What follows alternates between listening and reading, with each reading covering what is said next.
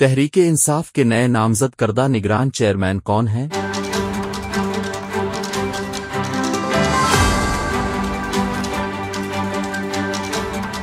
Barrister Gauhar Tehreek-e-Insaf से कब्ल बड़ी सियासी जमात का हिस्सा रहे। वुकला तहरीक में बढ़ चढ़कर हिस्सा लिया था। पाकिस्तान तहरीक-ए-इंसाफ ने इंट्रा पार्टी इलेक्शन के लिए इमरान खान की जगह बैरिस्टर गौहर को चेयरमैनशिप के लिए नामजद कर दिया है। बैरिस्टर गौहर का शुमार सियासी कारकुन के साथ बड़े वुकला में भी होता है। बैरिस्टर गौहर अली खान तहरीक-ए-इंसाफ से पहले पीपल्स पार्टी से वाबस्ता थे। उन्होंने 2008 के इलेक्शन में पीपल्स पार्टी के टिकट पर इंतखाबात में हिस्सा लिया था, ताहम उन्हें इस इंतखाबी मरके में हुई थी। उन्होंने तहरीक-ए-इंसाफ में जुलाई 2022 में शमूलियत इख्तियार की। पीटीआई की चेयरमैनशिप के लिए इमरान खान की जानिब से नामजद करदा उम्मीदवार barrister Gohar Ali Khan Supreme Court के वकील हैं और यह खैबर पख्तूनख्वा के जिला बुनेर से ताल्लुक रखते हैं। पाकिस्तान तहरीक-ए-इंसाफ की चेयरमैनशिप के लिए नामजद बैरिस्टर गौहर ने वाशिंगटन सिविल अफला से LLM और बरतानिया की वालूर हिकमटन यूनिवर्सिटी से LLB किया। माजी में बैरिस्टर गौहर एतजाज अहसन की बराह रास्त निगरानी में वकालत करते रहे, जबकि 2007 की वुकला तहरीक में भी बढ़ चढ़कर हिस्सा लिया था।